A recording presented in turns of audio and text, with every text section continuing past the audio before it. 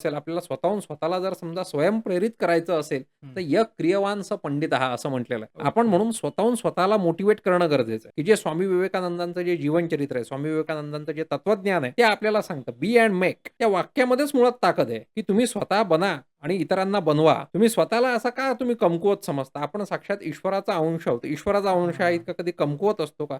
जीवनामध्ये तुम्हाला जे काही हवंय, भौतिक असेल, आध्यात्मिक असेल, आत्मज्ञान तुम्हाला जर समजा प्राप्त करायचं असेल, तर ते आपण आरामात आपण करू शकतो. पण मनुष्यामध्ये खूप मोठी ताकद आहे. मनुष्यजन्म हा काही उगाच मिळालेला नाहीये. हं. जे बरोबर. समर्थ रामदास स्वामींनी सुद्धा म्हटलेलं आहे, "बहुत जन्मांचा सेवट, नरदेह सापडे अवचट, येथे वर्तावे चौखट, नीती न्याय." पण जीवन जगत असताना जर प्रेरणा आपल्यामध्ये असेल, तर ती अशा प्रकारची असायला हवी, की मी माझं जीवन जगत असताना हे मी धर्मयुक्त कर्म करेन. मग त्याच्यामध्ये मला भरपूर त्रास झाला तरी सुद्धा चालेल. मी त्याच्याकडे लक्ष देणार नाही. परंतु मी जे काही जीवन जगणार आहे, ते नीती आणि न्यायाच्या दृष्टिकोनातून मी जीवन जगणार आहे. मी कधी कोणाशी वाईट वागणार नाही, कधी कोणाशी लबाडी करणार नाही. पण समोरच्याची लबाडी ओळखण्या इतपत मात्र मी चतुर असणं गरजेचं आहे. आणि हे आपल्याला कधी लक्षात येतं, जेव्हा आपण दासबोध वाचतो तेव्हा. हेच ओके. सगळ्यात मोठं आपल्या जीवनातलं मोटिव्हेशन आहे.